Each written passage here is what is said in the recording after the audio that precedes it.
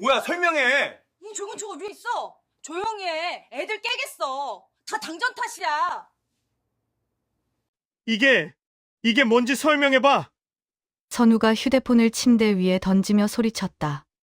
서현은 집으로 들어오자마자 소리치는 남편을 바라보며 어이없어 하다가 이내 침대 위에 던져진 숨겨두었던 자신의 휴대폰을 보며 놀란다. 그리고는 다 봤어? 그래서 속이 시원해? 민서연, 소리 지르지 마. 애들 깨니까. 그리고 똑똑히 들어. 당신이 나 이렇게 만든 거야? 사죄가 아닌 적반하장이었다. 선우는 충격으로 말문이 막혔다. 내가 당신을 이렇게 만들었다고? 지금 제정신이야? 그래, 당신. 서연의 목소리가 칼날처럼 날카로워졌다. 당신이 5년간 날 투명인간 취급했어.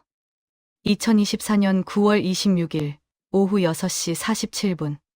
공기마저 소독약 냄새에 절어버린 듯한 강남 메디컬 센터 14층 내과 진료실.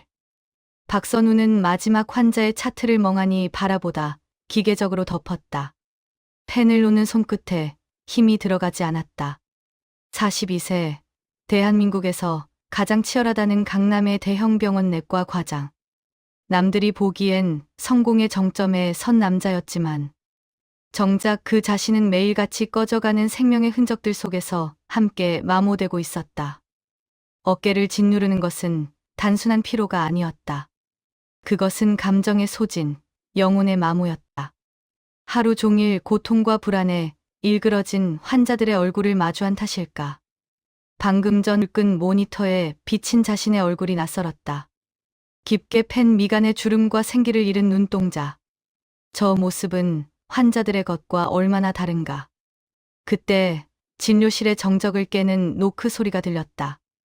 예약 환자는 모두 끝났을 시간이었다. 들어오세요. 무심코 던진 허락의 말. 그것이 지옥의 문을 여는 주문이 될 줄은 꿈에도 몰랐다. 문이 열리고 들어선 것은 30대 후반으로 보이는 낯선 여자였다. 고급스럽지만 어딘가 흐트러진 옷차림, 그리고 방금 전까지 격렬하게 울었음을 증명하는 붉게 충혈된 눈. 그녀의 손은 값비싼 가죽 가방의 스트랩을 금방이라도 끊어버릴 듯 세게 움켜쥐고 미세하게 떨리고 있었다. 예약 리스트에 없는 얼굴, 손에는 차트도 없었다. 선우는 본능적인 방어 기제로 딱딱하게 물었다. 환자분, 진료 시간은 마감됐습니다. 예약은 하고 오셨습니까? 의사 선생님. 여자의 목소리는 물기를 잔뜩 머금은 채 가늘게 떨려 나왔다. 금방이라도 무너져 내릴 것 같은 위태로운 목소리였다. 제발 제 얘기 좀 들어주세요. 딱 5분만요. 아니, 3분이라도 좋습니다. 선우의 시선이 무심코 벽에 걸린 시계로 향했다. 7시가 가까워지고 있었다. 지금쯤 아내 서연은 그가 좋아하는 따뜻한 찌개를 끓이고 아이들은 아빠를 기다리며 거실에서 장난을 치고 있을 것이다. 완벽하게 조율된 오케스트라처럼 평온하고 아름다운 그의 가정. 그는 그 안식처로 한시라도 빨리 돌아가고 싶었다. 하지만 여자의 얼굴에 떠오른 처절함, 금방이라도 이 자리에서 쓰러질 것 같은 절박함이 그의 발목을 붙잡았다. 의사로서의 직업의식이 혹은 인간으로서의 마지막 연민이 그를 외면하지 못하게 만들었다. 앉으시죠. 어디가 불편해서 오셨습니까? 마지못해 건넨 질문에 여자는 소파에 주저앉으며 와르르 무너져 내렸다. 아픈 건 제 몸이 아니라 제 마음입니다. 갑작스러운 오열이었다. 여자는 두 손으로 얼굴을 감싼 채 아이처럼 울기 시작했다. 선우는 당황했지만 이런 종류의 환자에게 익숙했다. 극심한 스트레스로 인한 시민성 질환일 것이다. 그는 잠자코 여자가 감정을 추스를 때까지 기다려 주었다. 잠시 후 여자가 고개를 들었다. 눈물로 얼룩진 그녀의 얼굴은 분노와 원망으로 뒤틀려 있었다. 선생님 아내 민서연 씨 때문에, 그 여자 때문에 저희 집안이, 제 인생이 전부 풍비박산 나게 생겼어요. 순간 진료실의 공기가 얼어붙었다. 선우의 손에 들려있던 만년필이 탁 소리를 내며 대리석 바닥으로 떨어졌다. 그 소리가 마치 천둥처럼 진료실 전체를 울리는 것 같았다. 네. 지금 뭐라고 하셨습니까? 민서연 씨요. 선생님의 완벽하고 우아하신 부인, 강남 사모님들의 여왕, 그 민서연 말입니다. 여자의 목소리가 걷잡을 수 없이 커지고 히스테릭하게 변했다. 복도까지 들릴까 염려된 선우는 황급히 일어나 진료실 문을 잠갔다. 철컥하는 소리와 함께 그의 심장도 굳게 닫히는 기분이었다. 갑자기 심장이 미친 듯이 날뛰기 시작했다. 등줄기에서는 차가운 땀이 흘렀다. 잠깐, 진정하시고 제 아내를 어떻게 아시죠? 알다마다요. 여자가 경멸과 조소가 뒤섞인 웃음을 터뜨렸다. 이 바닥 사모님들 중에 민서연 이름 모르는 사람이 간첩이죠. 그런데요, 선생님. 당신은 정말 아세요? 당신 옆에서 잠드는 그 여자가, 아이들의 엄마라는 그 여자가 대체 어떤 여자인지 정말로 아시냐고요? 차가운 얼음 덩어리가 등골을 타고 흐르는 기분이었다. 아내 서현. 올해 38세. 명문대 음대에서 첼로를 전공했고 단아하고 우아한 외모의 누구에게나 상냥한 여자. 지난 17년간의 결혼 생활 동안 레지던트 시절부터 과장이 되기까지 묵묵히 자신을 내조해준 완벽한 아내. 그리고 두 아이에게는 세상에서 가장 다정한 엄마. 그의 세계를 지탱하는 가장 단단한 기둥이었다. 환자분, 여긴 병원입니다. 이런 사적인 이야기를 할 곳이 아닙니다. 뭔가 오해가 있으신 것 같군요. 오해. 이게 오해로 보여요? 여자가 소리치며 가방에서 휴대폰을 꺼내 들었다. 그녀의 손이 분노로 격하게 떨리고 있었다. 증거가 있어요. 당신 아내가, 그 고고한 민서연 씨가 내 남편이랑 돈 받고 잤다고요. 어디 내 남편뿐인 줄 아세요? 세상이 멈췄다. 선우는 숨 쉬는 법을 잊어버린 것 같았다. 귀가 먹먹해지고 눈앞이 아찔했다. 내 친구 남편, 내 동생 남편까지. 그 여자한테 홀려서 가정이 깨진 남자가 한둘이 아니에요. 자, 직접 보세요. 여자가 휴대폰 화면을 그의 눈앞에 들이밀었다. 이것 좀 보시라고요. 나가세요. 얼음보다 차가운 목소리가 선우의 입에서 흘러나왔다. 전신에 소름이 돋았다. 아니다. 이건 현실이 아니다. 저 여자는 미친 여자다. 내 아내 서연이, 내 사랑스러운 서연이가 그럴 리가 없다. 선생님, 제발 정신 차리세요. 이 채팅방을 보면, 이 계좌 내역을 보면 당장 나가라고 했습니다. 선우가 버럭 소리쳤다. 평생 남에게 큰 소리 한 번 내본 적 없던 그의 입에서 나온 짐승 같은 고함이었다. 여자는 분한 듯 울부짖으며 진료실을 뛰쳐나갔다. 문이 쾅 닫히자 진료실은 다시 완벽한 고요에 휩싸였다. 하지만 선우의 내면은 거대한 폭풍우가 모든 것을 집어삼키고 있었다. 손이 덜덜 떨려 주체할 수 없었다. 그는 떨리는 손으로 바닥에 떨어진 펜을 주우려 했지만 몇 번이나 헛손질을 했다. 말도 안 돼, 말도 안 된다고. 스스로를 필사적으로 부정했지만 가슴 한구석, 가장 어두운 곳에서 의심이라는 이름의 독버섯이 스멀스멀 피어오르기 시작했다. 지난 몇 개월간 아내에게서 느꼈던 미묘한 변화들. 갑자기 늘어난 친구들과의 모임. 이유를 알 수 없이 그의 월급으로는 감당하기 벅찬 값비싼 명품들. 그리고 언제부터였을까? 밤마다 등을 돌리고 자던 그 차갑고 단단했던 등. 그 모든 것이 하나의 거대한 퍼즐 조각처럼 맞춰지기 시작했다. 그날 밤 9시 30분. 도어록을 해제하는 비밀번호 소리가 유난히 무겁게 느껴졌다. 현관문을 열자 평소와 다른 짙은 향수 냄새가 그의 코를 찔렀다. 익숙하면서도 어딘가 낯선 관능적이고 값비싼 향이었다. 여보, 왔어요? 거실에서 서연이 환한 미소로 그를 맞았다. 마치 패션 잡지에서 방금 걸어 나온 듯 완벽하게 차려입은 모습이었다. 실크 블라우스는 그녀의 몸매를 우아하게 감쌌고 머리부터 발끝까지 흠잡을 데 없이 아름다웠다. 하지만 이상하게도 그 완벽함이 오늘따라 그를 불편하게 했다. 마치 잘 짜인 연극 무대를 보는 듯한 이질감. 차가 좀 막혔네. 괜찮아요. 늦을 것 같아서 당신 좋아하는 갈비찜 새로 했어요. 아이들은 먼저 먹고 방에서 숙제하고 있고요. 식탁 위에는 눈이 부실 정도로 화려한 진수성찬이 차려져 있었다. 평소보다 가짓수도 많았고 하나하나에 정성이 가득 담겨 있었다. 마치 무언가를 보상이라도 하려는 듯 혹은 무언가를 감추기라도 하려는 듯 과장된 정성이었다. 왜 갑자기 이렇게까지? 선우는 애써 의심을 지우며 서연의 얼굴을 유심히 살폈다. 화장이 평소보다 진했다. 특히 입술이 유난히 붉었다. 그리고 어딘가 들떠 보였다. 좋은 일이 있었던 사람 특유의 흥분이 가라앉지 않은 얼굴이었다.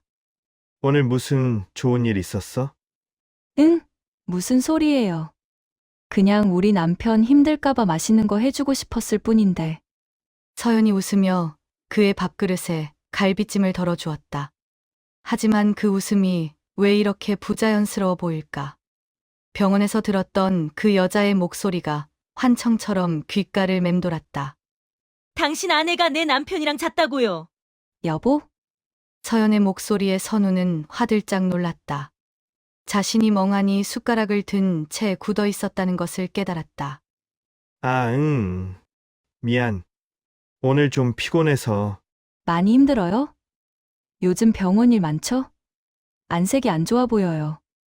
걱정스러운 서연의 목소리조차 가식으로 들렸다. 그는 겨우 입을 열었다. 그냥 그래. 저녁 식사는 숨 막히는 어색함 속에서 진행됐다. 평소라면 오늘 있었던 일들을 제잘제잘 늘어놓았을 서연이 오늘은 묘하게 말이 없었다. 선우 역시 입안에 모래를 씹는 것처럼 밥알을 넘기기 힘들었다. 식사를 거의 마쳤을 무렵 서연이 무심코 던진 한마디가 선우의 심장을 얼어붙게 만들었다. 아, 맞다. 여보, 나 이거 새로 샀는데 어때요? 서연이 옆에 놓아두었던 쇼핑백에서 꺼내 보여준 것은 까르띠에의 신상 핸드백이었다. 악어 가죽의 은은한 광택과 금장 로고가 어둠 속에서도 선명하게 빛났다. 선우는 명품에 대해 잘 알지는 못했지만 저 정도라면 가격표를 보지 않아도 수천만 원을 호가한다는 것쯤은 짐작할 수 있었다. 이거 얼마 주고 샀어? 에이, 가격이 뭐가 중요해요? 예쁘잖아요. 당신 혼자 돈 버느라 힘든 거 아는데 미안해요. 그래도 나도 이런 거 하나쯤은 가질 자격 있잖아요. 그렇죠? 자격? 그 단어가 선우의 뇌리에 번개처럼 내리꽂혔다. 자신의 과장 월급을 한 푼도 쓰지 않고 몇 달은 모아야 살 수 있는 가방이었다. 생활비와 아이들 교육비를 생각하면 엄두도 낼 수 없는 금액이었다. 너 어디서 돈이 났어? 목소리가 자신도 모르게 날카롭게 나갔다. 서연의 표정이 순간 굳었다. 당연히 당신이 벌어다 준 돈으로 샀죠. 무슨 그런 말을 해요? 대답은 너무나 자연스러웠지만 선우는 그 안에 숨겨진 균열을 보았다. 최근 몇 달간 눈에 띄게 늘어난 명품들, 가방, 보석, 옷가지들. 그는 바쁘다는 핑계로 아내의 소비에 무관심했다. 언제부터였을까? 이 모든 것들이 어디서부터 시작된 걸까? 그날 밤, 선우는 잠을 이룰 수 없었다. 옆에서 곤히 잠든 서연의 숨소리가 평소와 달리 유난히 거칠게 들렸다. 아니, 예민해진 자신의 귀에 그렇게 들리는 것일까? 그녀의 얼굴을 가만히 들여다보았다. 잠든 모습은 천사와도 같았다. 내가 미친 것이다. 그 여자의 말에 놀아나고 있는 것이다. 그렇게 스스로를 다독였다. 새벽 3시 14분. 고요를 깨고 서연의 휴대폰에서 카톡하는 짧은 메시지 알림이 울렸다. 선우는 조용히 상체를 일으켰다. 서연은 여전히 깊은 잠에 빠져 있었다. 그는 마른 침을 삼키며 협탁 위 휴대폰으로 손을 뻗었다. 화면을 보려는 찰나 손이 멈칫했다. 아내의 사생활을 훔쳐보는 것 같아 죄책감이 들었다. 하지만 의심의 씨앗은 이미 걷잡을 수 없이 자라나 그의 심장을 옥죄고 있었다. 그는 조심스럽게 휴대폰을 들어 올렸다. 각도상 내용은 보이지 않았다. 다만 잠금 화면 위로 떠 있는 발신자의 이름만은 선명하게 보였다. 김현수. 김현수. 그런 이름의 지인은 들어본 적이 없었다. 서연의 친구 남편인가? 아니면 동창? 수많은 이름들을 떠올려 봤지만 김현수라는 인물은 존재하지 않았다. 의심의 씨앗이 마침내 딱딱한 껍질을 깨고 그의 마음속에 뿌리를 내리기 시작했다. 그날 이후 선우는 미친 사람이 되어갔다. 흰 가운을 입고 환자를 진료하면서도 머릿속은 온통 아내에 대한 의심으로 가득 차 있었다. 사소한 실수들이 잦아졌고 동료들은 그의 피곤한 얼굴을 걱정했다. 서연의 모든 것이 의심스러웠다. 그녀가 외출할 때마다 그는 집요하게 물었다. 어디가? 누구랑? 몇 시에 와? 서연은 처음에는 여보, 요즘 왜 이래요? 나 못 믿어요 라며 웃어넘겼지만 그의 집착이 계속되자 점점 짜증을 내기 시작했다. 내가 무슨 죄수야? 당신 정말 이상해. 나 의심하는 거지, 지금? 선우는 대답할 수 없었다. 의심이라는 단어로는 부족했다. 그는 이미 마음속으로 아내에게 유죄를 선고하고 있었다. 일주일 후 기회가 찾아왔다. 서연이 음대 동창들과 1박 2일로 부산 여행을 간다고 했다. 결혼 후 처음으로 아내가 집을 비우는 밤이었다. 잘 다녀와. 운전 조심하고. 현관에서 서연을 배웅하는 그의 표정은 완벽한 남편의 것이었지만 그의 심장은 미친 듯이 뛰고 있었다. 서연이 떠나자마자 그는 지옥의 탐색을 시작했다. 옷장, 화장대 서랍, 보석함, 심지어 쓰레기통까지. 집 안 구석구석을 미친 사람처럼 뒤졌다. 하지만 아무것도 나오지 않았다. 모든 것이 너무나 완벽하게 정리되어 있었다. 흠잡을 데 없는 현모양처의 공간이었다. 내가 정말 미쳐가는 건가? 불쌍한 아내를 의심하는 의처증 환자가 된 건가? 자괴감과 절망감에 소파에 주저앉아 머리를 감쌌다. 포기하려던 바로 그 순간 뇌리를 스치는 생각이 있었다. 서연의 차. 그는 홀린 듯 지하 주차장으로 내려갔다. 익숙한 서연의 흰색 BMW가 차가운 조명 아래 서 있었다. 그는 떨리는 손으로 트렁크를 열었다. 겉보기에는 아무것도 없었다. 골프 가방과 쇼핑백 몇 개가 전부였다. 하지만 그는 포기하지 않고 트렁크 바닥 매트를 들쳤다. 그리고 그곳에 그것이 있었다. 먼지가 희미하게 쌓인 스페어 타이어 공간 구석에 작은 벨벳 파우치 하나가 숨겨져 있었다. 심장이 발끝까지 떨어지는 기분이었다. 손이 걷잡을 수 없이 떨렸다. 열어야 할까, 말아야 할까. 이것을 여는 순간 다시는 예전으로 돌아갈 수 없을지도 모른다. 하지만 의심이라는 괴물은 이미 그의 이성을 집어삼킨 후였다. 파우치 안에는 낯선 기종의 스마트폰이 들어있었다. 자신이 사준 적도 본 적도 없는 두 번째 휴대폰이었다. 왜 휴대폰을 2개나? 떨리는 손으로 전원 버튼을 눌렀다. 화면이 켜지며 비밀번호를 요구했다. 서연의 생일, 결혼기념일, 자신의 생일 생각나는 모든 숫자를 눌러봤지만 잠금은 풀리지 않았다. 마지막으로 혹시나 하는 마음에 두 아이의 생년월일을 조합해서 입력했다. 찰칵. 금속성의 효과음과 함께 잠금이 풀렸다. 그리고 그 순간 선우의 세계가 산산조각 났다. 휴대폰 배경화면은 아이들의 활짝 웃는 얼굴이었다. 가장 순수하고 아름다운 그 사진 뒤에 지옥이 숨겨져 있었다. 수십, 아니 수백 명의 남자들과 나눈 카카오톡 채팅 내역들. 그는 떨리는 손으로 가장 위에 있는 채팅방을 눌렀다. 오후 3시 그랜드 하얏트 1203호에서 봐요. 지난번처럼 깔끔하게 삽니다. 입금 500 확인했습니다. 역시 서연 씨와의 시간은 돈이 아깝지 않아요. 최고입니다. 이번 주말에도 가능할까요? 지난번처럼 용돈 넉넉하게 챙겨드릴게요. 보고 싶네요. 서연아, 오늘 컨디션 어때? 오빠가 급해서 그래. 지금 와줄 수 있을까? 선우는 휴대폰을 든 채 그 자리에 주저앉았다. 다리의 힘이 완전히 풀려버렸다. 지하 주차장의 차갑고 촉촉한 시멘트, 바닥의 냉기가 온몸으로 퍼져나갔다. 메시지는 스크롤을 내려도 끝이 없었다. 수백, 수천 개가 넘었다. 모두 돈과 시간을 흥정하는 내용들이었다. 30분에 100만 원, 1시간에 200만 원, 특별한 요구에는 500만 원까지.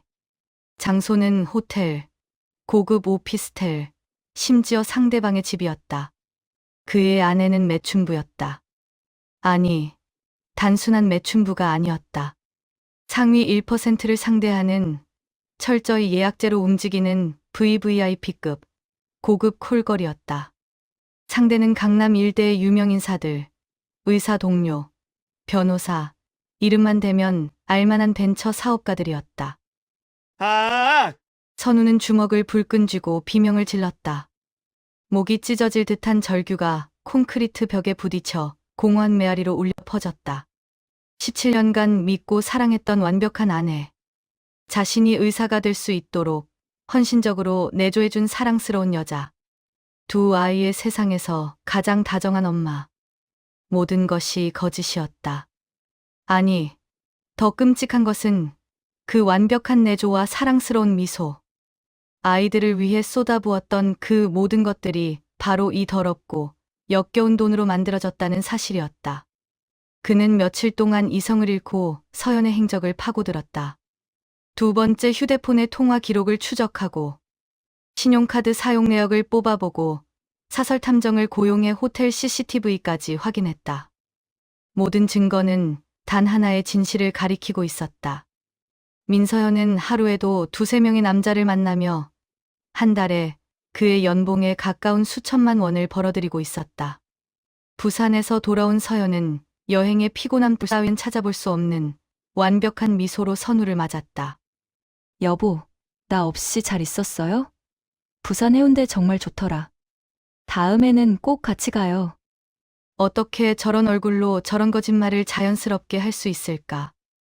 응, 잘 있었어. 아, 맞다. 부산에서 당신 선물 사왔어요. 서연이 건넨 선물은 에르메스의 고급 넥타이였다. 가격표를 보니 50만 원이 넘었다. 이것도 어디서 돈이 났어? 에이, 또 그 소리. 남편 선물 하나 사는데 무슨 돈이 어디서 났냐는 소리예요. 당신 요즘 정말 이상해. 서연이 장난스럽게 웃었다.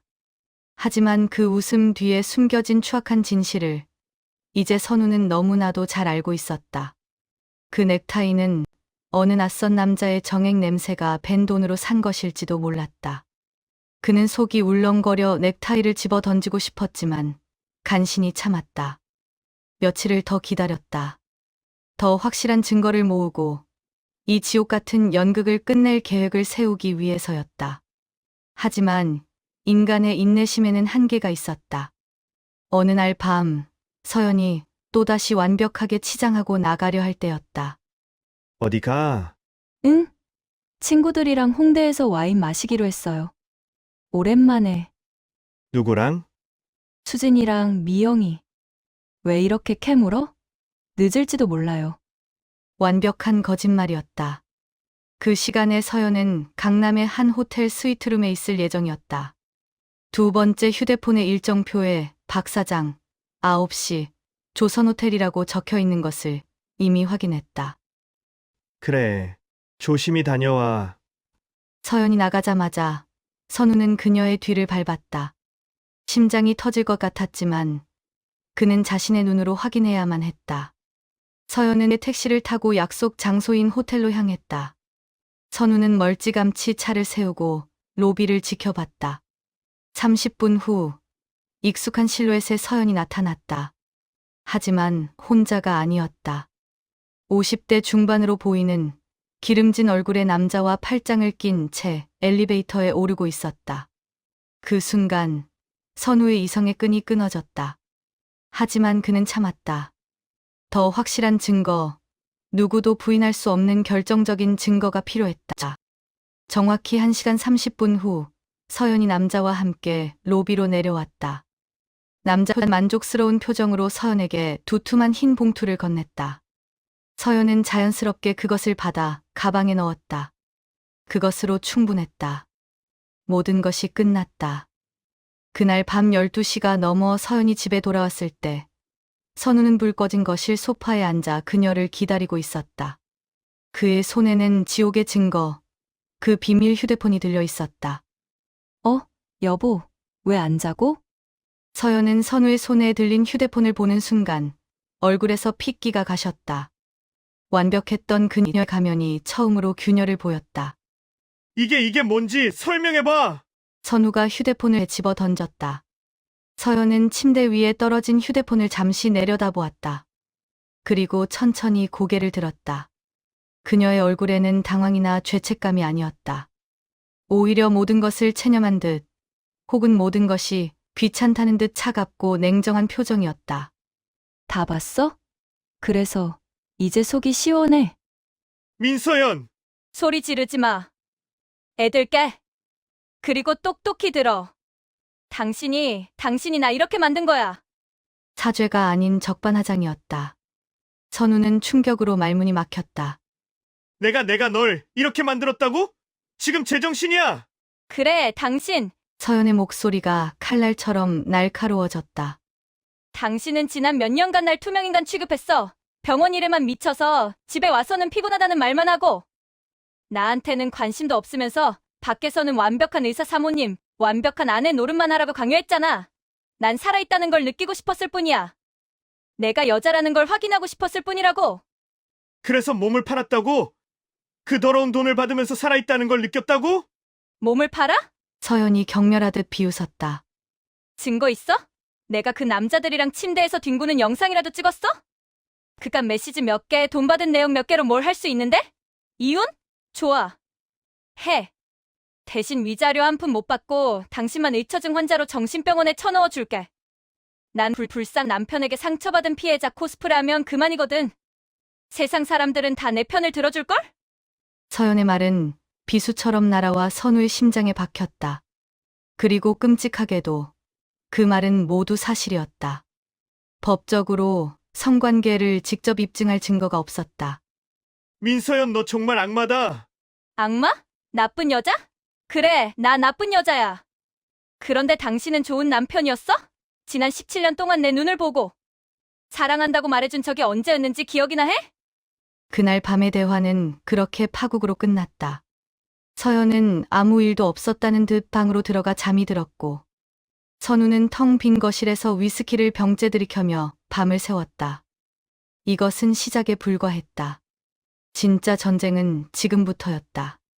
그 후 선우의 일상은 말 그대로 지옥이 되었다. 가면을 벗어던진 서연은 더욱 대담해졌다. 그녀는 낮에는 여전히 완벽한 아내와 엄마 행세를 계속했다. 아침에는 정성스럽게 아침 식사를 차리고 아이들을 학교에 보내고, 평상시와 다름없는 그녀의 이중적인 모습은 소름이 끼칠 정도였다. 하지만 밤이 되면 그녀는 또다시 친구들과의 모임, 문화센터 강의, 동창회 따위의 뻔한 핑계를 대고 집을 나섰다. 그리고 짙은 향수 냄새와 술 냄새를 풍기며 새벽에 돌아왔다. 선우는 미행과 녹취를 계속했지만 서연은 귀신같이 꼬리를 감췄다.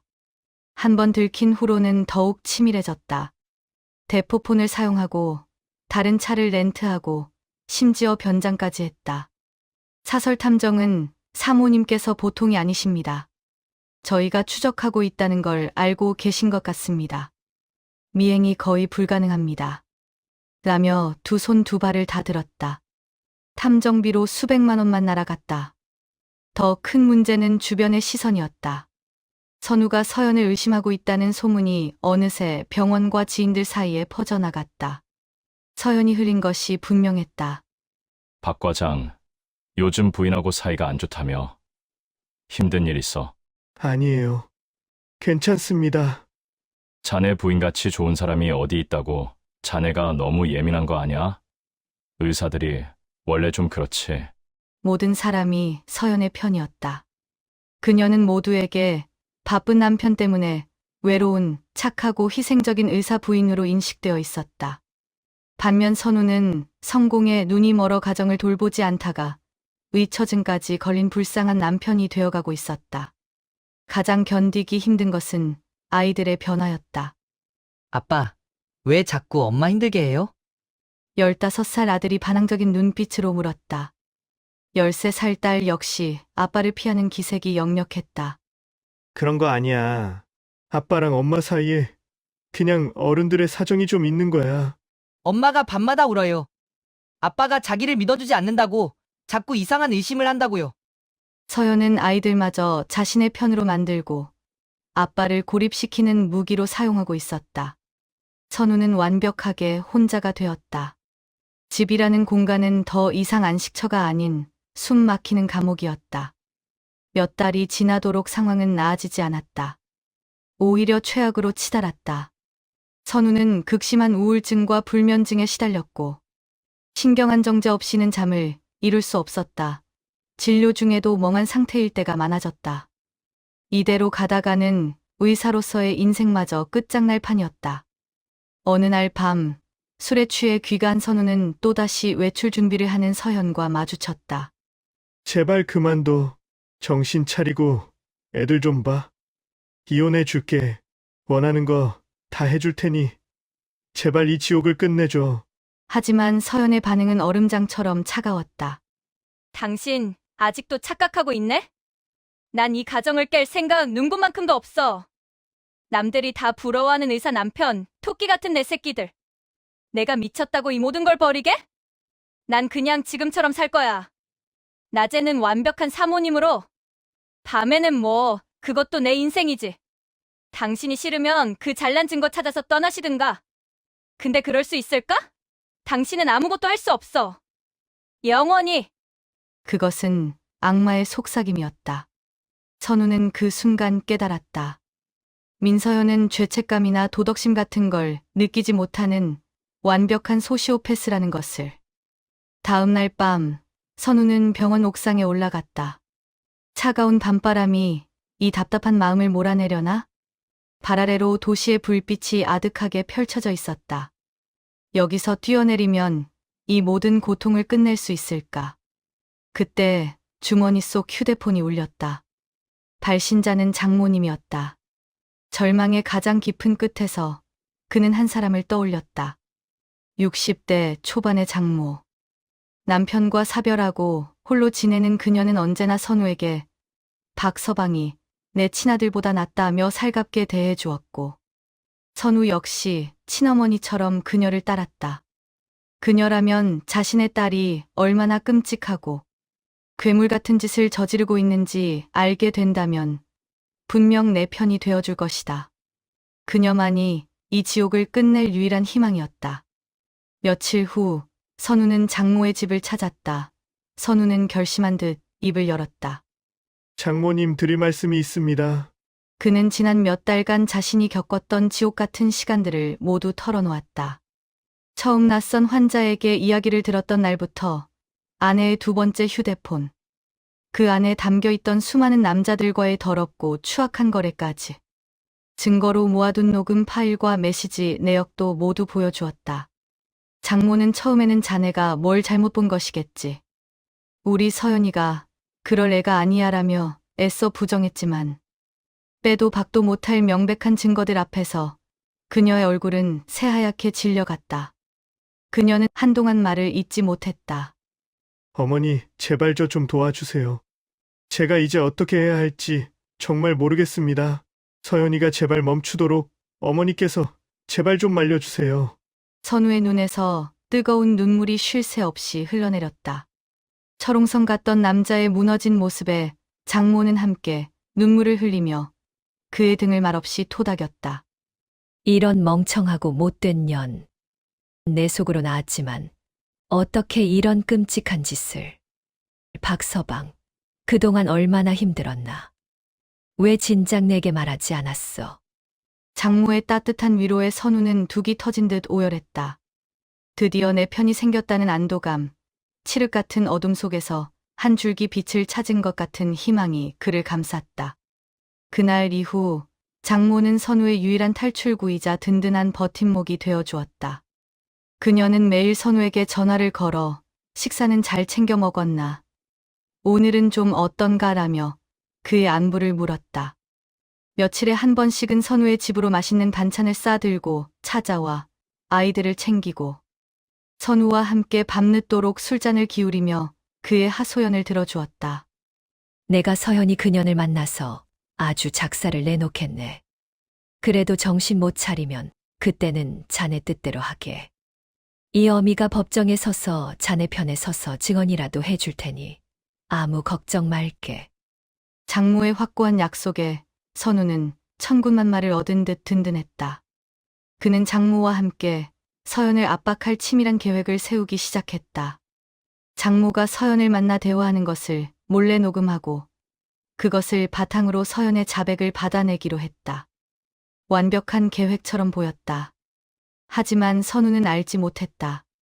자신이 발을 디딘 곳이 한 줄기 빛이 아니라 더 깊고 어두운 심연의 입구라는 사실을. 계획 실행을 며칠 앞둔 밤이었다. 선우는 장모와 함께 거실에서 와인을 마시며 마지막으로 계획을 점검하고 있었다. 아이들은 방에서 잠들어 있었고 아내 서연은 친구 모임을 핑계로 또다시 외박을 한 상태였다. 고요한 집 안, 두 사람의 대화는 자연스럽게 선우의 고통스러운 심정으로 옮겨갔다. 장모님, 솔직히 저는 이제 남자가 아닌 것 같습니다. 제 아내가 매일 밤 다른 남자들 품에 안기는 상상만 하면 몸의 모든 기능이 죽어버리는 기분입니다. 선우의 솔직한 고백에 장모는 깊은 한숨을 내쉬며 그의 손등을 부드럽게 감쌌다. 박서방 자네 잘못이 아닐세. 다 내 딸년이 천하의 몹쓸 년이지. 자네처럼 이렇게 반듯하고 좋은 남자를 두고. 장모의 눈빛이 와인잔 너머로 미묘하게 흔들리고 있었다. 와인잔을 든 그녀의 하얀 손, 사별 후에도 곱게 관리된 얼굴, 그리고 선우를 향한 연민과 무언지 모를 뜨거운 감정이 뒤섞인 그 눈빛. 자네는 아직 젊고 건강한 남자야. 너무 기죽지 말게. 그녀는 자리에서 일어나 선우의 옆으로 바싹 다가앉았다. 은은한 향수 냄새와 함께 그녀의 체온이 선우에게 고스란히 전해졌다. 수개월간 아내에게서는 단 한 번도 느껴보지 못했던 따뜻함이었다. 이성과 감정의 경계가 와인 기운과 함께 허물어져 내리는 위험한 순간이었다. 어머니, 이러시면 안 됩니다. 선우가 애써 그녀를 밀어내려 했지만 장모는 그의 어깨를 감싸 안으며 귓가의 뜨거운 숨결과 함께 속삭였다. 쉬. 괜찮아. 다 괜찮아. 오늘은 아무 생각 말고 그냥 푹 쉬게. 내가 자네를 위로해 주고 싶네. 자네의 아픔을 내가 전부 안아주고 싶어. 그것은 거부할 수 없는 유혹이었다. 오랜 시간 외로움과 배신감, 수치심에 시달렸던 선우의 무너진 마음의 틈을 파고드는 위험하고 달콤한 위로. 그는 심하게 마신 술 기운과 감정에 휩쓸려 자신을 놓아버렸다. 장모는 그의 손을 이끌고 그의 침실로 향했다. 아내와 함께 잠들던, 그러나 이제는 차갑게 식어버린 그 침실로. 그날 밤, 사위와 장모는 결코 넘지 말아야 할 강을 건넜다. 칠흑 같은 어둠 속에서 두 사람은 서로의 상처를 탐닉하며 금단의 관계를 맺었다. 선우는 잠시나마 현실의 고통을 잊을 수 있었지만 동이 트고 이성이 돌아왔을 때 그를 기다리고 있는 것은 비교조차 할 수 없는 더 큰 지옥이었다. 그는 자신의 아내처럼 함께 살고 있는 배우자를 기만했을 뿐만 아니라 인륜을 저버린 짐승이 되어 있었다. 장모는 아무 일도 없었다는 듯 아침 식사 준비하며 너무나도 다정하게 그를 대했다. 박서방, 어젯밤 일은 우리 둘만의 비밀일세. 자네의 아픔을 덜어주고 싶었을 뿐이니 너무 마음에 담아두지 말게. 그녀의 얼굴에는 죄책감 대신 무언가를 성취한 듯한 기묘한 만족스러운 미소가 걸려 있었다. 선우는 그 미소를 보는 순간 온몸의 피가 차갑게 식는 것을 느꼈다. 자신이 빠진 함정이 아내 민서연이 파놓은 구덩이보다 훨씬 더 깊고 교활하며 질척이는 덫이었음을 직감했다. 장모는 자신의 편이 아니었다. 그녀는 딸보다 더 무섭고 잔인한 괴물일지도 몰랐다. 그날 이후 선우의 삶은 완전히 장모의 소나기에 들어갔다. 그녀는 비밀을 공유한 공범자이자 선우의 가장 치명적인 약점을 쥔 지배자 행세를 하기 시작했다. 박서방, 오늘 저녁엔 우리 집으로 건너오게. 자네 좋아하는 갈치조림 해놓을 테니. 오늘은 아이들도 없는데 와인 한잔하면서 어젯밤처럼 깊은 얘기나 나눌까. 장모는 노골적으로 그를 유혹했고 선우는 거부할 수 없었다. 거부하는 순간 자신이 저지른 추악하고 역겨운 비밀이 세상에 알려질 것이라는 공포 때문이었다. 아내의 불륜을 폭로하려다 자신이 장모와 잠자리를 가진 파렴치 안으로 낙인 찍힐 수는 없었다. 그녀는 이제 서연의 문제를 해결하는 것에는 전혀 관심이 없는 듯 보였다. 오히려 선우와 서연의 불화를 은근히 즐기며 그 틈을 이용해 자신의 외로움과 뒤틀린 욕망을 채우는 데에만 집중했다. 선우는 깨달았다. 장모는 처음부터 모든 것을 알고 있었을지도 모른다. 자신의 딸이 어떤 삶을 사는지, 그리고 사위인 자신이 얼마나 고통받고 있는지. 그녀는 이 모든 상황을 그저 지켜보다가 선우가 가장 약해지고 무너진 결정적인 순간에 나타나 그를 자신의 것으로 만든 것이었다. 그녀는 딸의 가정을 지키는 것에도 사위의 명예를 지켜주는 것에도 관심이 없었다. 그녀가 원한 것은 오직 하나, 능력 있고 젊은 사위를 자신의 남자로 만들어 통제하는 것이었다. 선우는 이중의 지옥에 갇혔다. 집에서는 자신을 조롱하며 매일 밤 외간 남자들을 만나는 아내와 마주해야 했고, 집 밖에서는 자신을 옥죄는 장모의 그늘에서 벗어날 수 없었다. 그는 살아있는 시체나 다름없었다. 술에 의지하지 않으면 단 하루도 버틸 수 없었고, 거울에 비친 자신의 모습은 혐오스러웠다. 그러다가 아이들의 얼굴이 떠올라. 내 천사 같은 아이들을 저 악마 같은 여자와 더 무서운 괴물에게만 맡겨둘 수는 없었다. 선우는 이를 악물었다. 민서현과 그의 장모. 두 모녀가 자신에게 안겨준 이 지옥을 벗어날 방법은 오직 하나뿐이었다. 그들보다 더 악랄하고 더 치밀해지는 것. 그는 복수를 결심했다. 이것은 더 이상 아내의 불륜에 대한 증거 찾기 싸움이 아니었다. 자신의 인생과 아이들의 미래를 되찾기 위한 처절하고도 마지막인 반격의 서막이었다. 선우는 이전과 완전히 다른 사람이 되었다. 그는 더 이상 분노하거나 절망하지 않았다. 그의 눈에서는 뜨거운 감정이 사라지고 얼음처럼 차가운 이성만이 남았다. 그는 치밀하고 잔혹한 복수 계획을 세우기 시작했다. 첫 번째 목표는 장모였다. 그는 장모의 요구에 순순히 응하는 척하며 그녀를 완벽하게 안심시켰다. 그리고 만날 때마다, 대화할 때마다, 심지어 잠자리를 가질 때조차 초소형 녹음기를 켜두었다. 박서방, 이제 서연이 그녀는 신경 쓰지 마. 어차피 저렇게 살다 언젠가 버림받을 인생이야. 자네 옆에는 내가 있잖아. 사실 서연이가 저렇게 된 건 다 지 아빠를 닮아서 그래. 그 인간도 평생 바람만 피우다 객사했거든. 피는 못 속이지. 우리가 이렇게 지내는 거 서연이는 꿈에도 모를 거야. 그년이 순진한 남자들한테 돈 뜯어내는 것처럼 우리도 그년을 이용하면 되는 거야. 장모의 입에서는 상상조차 할 수 없었던 추악하고 탐욕스러운 말들이 쏟아져 나왔다. 그녀는 딸을 경멸하고 있었고 선우를 자신의 소유물로 여기고 있었다. 결정적으로 그녀는 선우에게 결정적인 증거를 스스로 넘겨주었다. 내가 주식으로 돈 좀 불려준다고 하고 서연이 그년 통장에서 돈을 좀 빼돌려놨네. 어차피 더러운 돈이니 우리가 좋은 데 써도 되지 않겠나. 완벽한 횡령 자백이었다. 두 번째 목표는 아내 민서연이었다. 선우는 이전에 서연의 고객 리스트에서 보았던 한 젊은 벤처 사업가에게 은밀하게 접촉했다. 그는 장모와의 녹취록 일부를 들려주며 설득했다. 당신도 이 악마 같은 모녀에게 이용당한 피해자다. 지금 나서지 않으면 당신은 영원히 협박당하며 돈을 뜯길 것이다.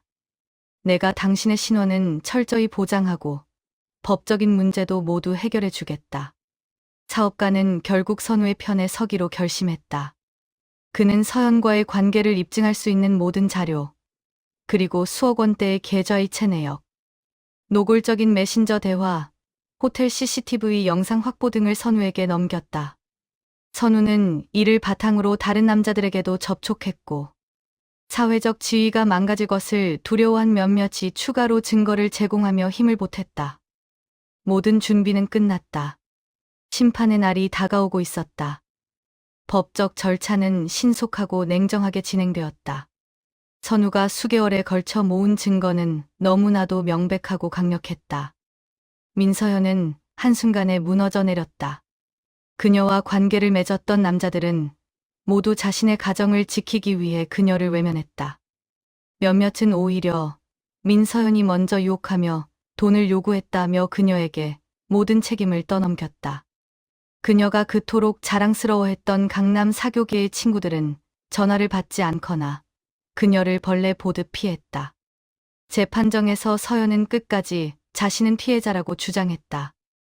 남편의 무관심 때문에 외로웠으며 남자들에게 이용당했을 뿐이라고 눈물로 호소했다. 하지만 그녀의 통장에 찍힌 수십억 원의 입금 내역과 오빠, 오늘은 얼마 줄 거야? 라고 녹음된 노골적인 음성 파일 앞에서 그 어떤 변명도 통하지 않았다. 결국 법원은 선우의 손을 들어주었다. 이혼은 물론 양육권과 재산 분할에서 선우가 압도적으로 유리한 판결을 받았다. 서연은 위자료 한 푼 받지 못하고 쫓겨났으며 성매매 알선 및 공갈 혐의에 대한 형사 재판까지 앞두게 되었다. 그녀가 더러운 돈으로 사들였던 명품 가방과 보석들은 모두 압류되었고 그녀의 이름은 강남 일대에서 가장 추잡한 스캔들의 주인공으로 낙인 찍혔다. 장모의 최후는 더욱 비참했다. 그녀는 사위와의 관계를 끝까지 부인했지만 선우가 제출한 녹취록에는 그녀가 먼저 유혹하고 관계를 주도했다는 정황이 고스란히 담겨 있었다. 무엇보다 결정적이었던 것은 딸의 통장에서 돈을 횡령한 사실을 스스로 자백한 내용이었다. 법정에서 이 녹취록이 재생되는 순간 방청석에서는 경악의 탄성이 터져 나왔다. 친딸의 돈을 훔치고 그 딸의 남편을 유혹한 패륜적인 행동에 모두가 혀를 내둘렀다.